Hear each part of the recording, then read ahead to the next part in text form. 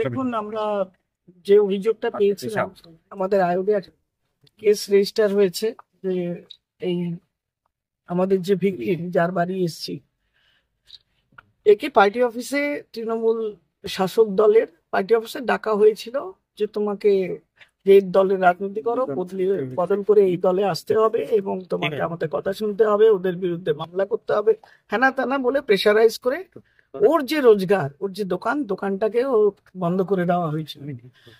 পেটের রুজি সেই সবের কারণে ও মানে কম্প্রোমাইজ করতে বাধ্য হয়ে ওখানে লিখে নিয়ে গেছিল যে আমি আর এই দলটা করব না, আমি এই দলে কাজ করব না, আমাকে মুক্তি দেওয়া হোক, আমি আর অত্যাচার নিতে পারছি না। এবং সেখানে একজন কেয়ারটেকার যিনি খোলেন, পার্টি অফিসটা খোলেন, বন্ধ করেন, তিনি বললেন ভেতরে দোতলায় ধর্ষক যিনি তিনি আছেন, সোকল রাজনৈতিক দলের নেতা, এবং তাকে ওপরে যেতে বলা হয়।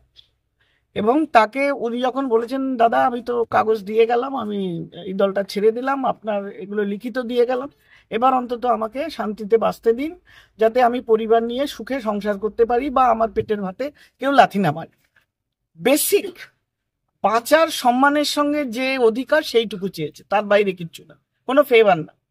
সেখানে দাঁড়িয়ে ওকে একা পেয়ে ওকে পেছন থেকে জাপটে ধরে দেওয়া, তুই কোথায় যাবি, তোর যে ভাষা প্রয়োগ করেছে, এ যেটা আমাকে আলাদা করে বললো, সবাইকে বের করে আমি জানলাম, সে ভাষাটা বোধহয় মিডিয়ার সামনে আমি বলতে পারবো না।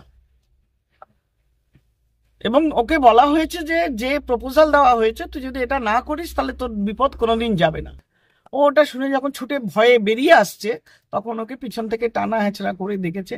আজকে 7 দিন হয়ে গেছে, রোববার থেকে রোববার, এখনো ওর শরীরের 3টে জায়গায় আঁচড়ের খামচার পেছন থেকে টানানো 3টে জায়গায় আমি ছবি তুলে নিয়ে যাচ্ছি। সেগুলো তো মিথ্যে কথা বলবে না। আমি জানি না পার্টি অফিসে সিসিটিভি আছে কিনা, ওখানে কে ছিল, কি হয়েছিল জানি না, কিন্তু যারা উপস্থিত ছিল এসে থামিয়েছে যাদের নামে মিথ্যে কথা। একটা রাজনৈতিক দল, তারা গতকাল আমি আসবো বলে একটা মিছিল বেরিয়ে গেল, কি যাতে সত্য না উদ্ঘাটিত। এটা কোন সংসদ চলছে, কোন রাজ্য, কোন প্রশাসন চলছে? আমি জানতে চাই, মেয়েদের নিরাপত্তা যখন এই অবস্থায় দাঁড়িয়ে, একজন মহিলা একটা দরখাস্ত করতে গেলে যদি তাকে সেখানে তাকে রেপ করা হয়, তার যৌনাঙ্গের ভেতরে পাথর গুজে দেওয়া হয় এবং তাকে নানা ধরনের অজ্ঞান অচেতন্য অবস্থায় তাকে যেভাবে মেদিনীপুর মেডিকেল কলেজে 3 ঘন্টা বাদে নিয়ে গেছিল এবং তারপরে এইমসে চিকিৎসা চলেছে 2 দিন, এইমস তো মিথ্যে কথা বলবে না, আমি বিশ্বাস করি না। এবং সরকারি মেডিকেল কলেজেও যতই মিথ্যে কথা বলুক, তারা চিকিৎসাটা দেবে, কারণ এরা ডাক্তার। এবং চিকিৎসাটা হয়েছে, তার চিকিৎসা কিসের হয়েছে, কিসের জন্য?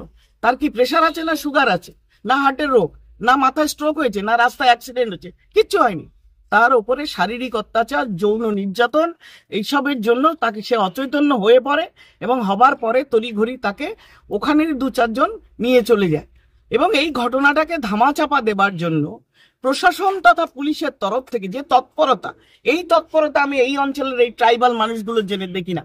আমি একটি মেয়ের জন্য এসেছি, একটা কেস রেজিস্টার করে এসেছি, আজকে অন্তত 20টা কেস আমি ট্রাইবাল মহিলাদের ভেতর পেলাম, যাদের প্রত্যেকের ওপর ওই একজন ভদ্রলোক যিনি ধর্ষক, তিনি কোনো না কোনো সময় তাদের আর্থিক তোলা, তাদের বাড়ি দখল করা, তাদের জমি নিয়ে নেওয়া, তাদের পয়সার লোভ দিয়ে করা, তাদের শারীরিক অত্যাচার, কিছু না কিছু চালিয়েই যাচ্ছে। আমি দীর্ঘদিন আমার মনে হচ্ছে সে যেন আরেক শেখ শাহজাহান এই অঞ্চলের, বেতাব বাদশাহ, সে যা বলবে তাই হবে এবং মানুষ তাই শুনবে। এই ট্রাইবাল বয়স্ক ভদ্রমহিলা এর দিকে তাকান, হাত কাঁপছে, আমাকে ধরে আছে, এই মিথ্যে কথা বলছে। আপনাদের মিডিয়া কি বলছে? এই মহিলাগুলো এখানে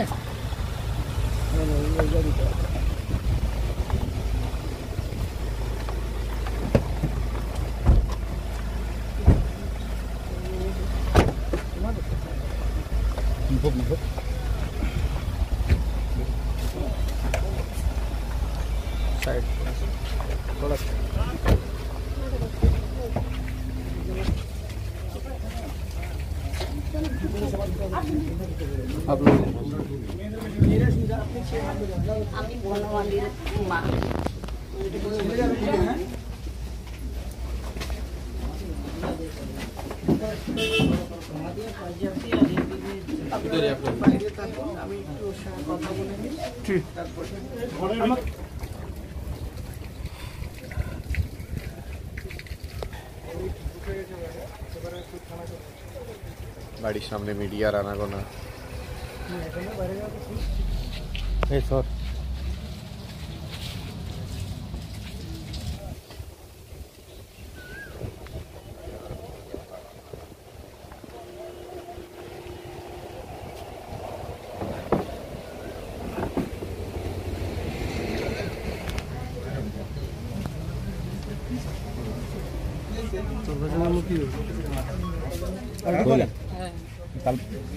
আর কতক্ষণ লাগবে মনে হয়?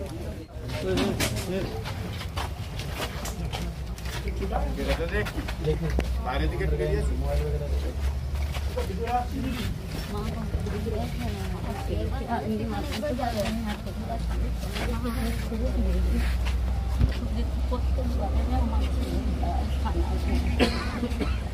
ভয় পাচ্ছ না? আমাকে তো আজকে চিঠি দিলে, আমাকে সময় দাও। আমার ছেলে কত টাকা দেবে সামনে আছে বেরোনোর স্পিড লাগে।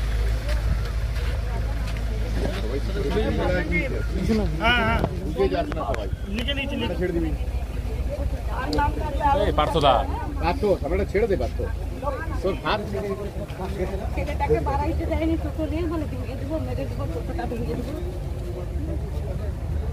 এরকম বলতে আর করে না। বাজারে যেতে দেয়নি আমাদের গ্রামগঞ্জে ব্রিটিশদের তাড়িয়েছে। আমাদের ওপরে যে তারও আগে যে নবাবরা ছিল, নবাবদের তাড়িয়েছে, লড়াই করে তাড়িয়েছে। সবাই একটা হন, লড়াই করুন, আপনার গণতন্ত্র।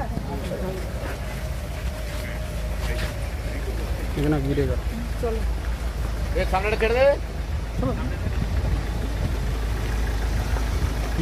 চলো জানে আমি তো আমাকে দেবে, আমি আপনাকে পাঠাবো।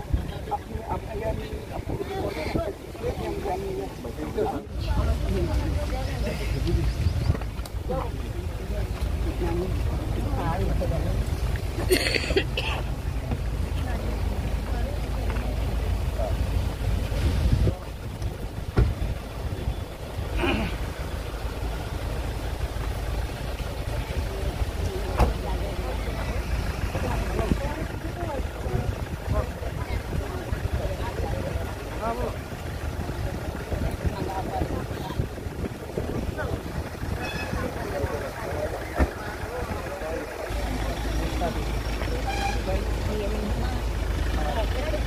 বলছি এখন কোথায় যাবেন? এখন থানায় যাবেন তো? চলো ঠিক আছে, চলুন।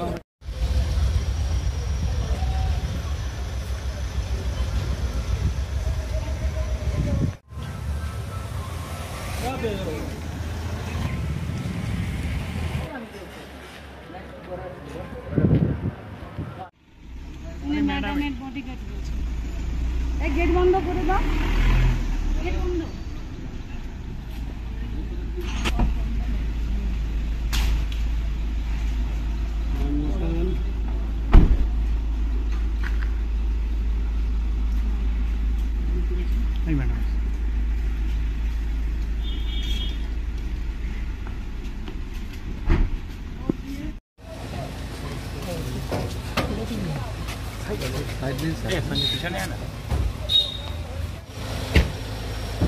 দিদি কি কথা হলো? দিদি কি কথা?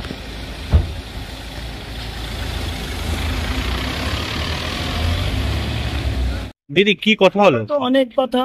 প্রথমে তো বললাম মেয়েটির জন্য 3টে কাজ করতে। প্রথম কথা হলো মেয়েটি মারাত্মকভাবে ট্রমাটাইজড, ওর মানসিকভাবে ঠিক নেই। পুলিশের দায়িত্ব ওকে কাউন্সিলিং করানো, ওকে নিরাপত্তা দেওয়া, সেইটা দিতে। দ্বিতীয় হলো যিনি রেপিস্ট, যার এগেনস্টে মহিলার এই এত কিছু, আমি নিজের চোখে ছবি তুলে এনেছি, তাকে অ্যারেস্ট করতে। পুলিশ বলছে 2-4 দিনের মধ্যে করবো, আমরা এই করবো। পুলিশ যেন তার কাজটা ঠিক করে করে, এইটা ছিল। 3 নাম্বার, ওর কোনো ফিনান্সিয়াল, বাচ্চাটার বেবি ফুড নেই।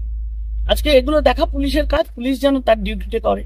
বাকি 20 জন মহিলাকে একঘরে করে দেওয়া হয়েছে, তার যে সমস্ত কমপ্লেইন পেয়েছি সেগুলো আমি ওদের কপি দিলাম, যে very soon we are going to register cases against this 20 tribal women. সেই কমপ্লেনের ভিত্তিতে ওদের আমার 15 দিনের মধ্যে রিপোর্ট দিতে বললাম, এবং এই কেসে করে আমাকে 15 ডেজের মধ্যে চার্জশিট হোক, আমাকে অ্যাকশন টেকেন রিপোর্ট সাবমিট করতে বললাম, এবং এ যাতে অ্যারেস্ট হোক, সত্যি মিথ্যা যেটা বেরিয়ে আসবে সেটা করতে। এবং ওরা বলেছে আমরা করব, এবং 15 দিনের মধ্যেই করব। এসডিপিও সাহেব ছিলেন এবং অ্যাডিশনাল এসপিও ছিলেন। We had a good conversation. দেখা যাক ওনারা যেটা বলেছেন সেটা যদি করেন, ইট ইজ এনাফ ফর মানে সোসাইটি। যদি না হয় তখন আপনারা যদি কি কি ব্যবস্থা নেবেন? বাকি বাকি ওষুধ আমাদের আছে, অ্যান্টিবায়োটিক। Thank you.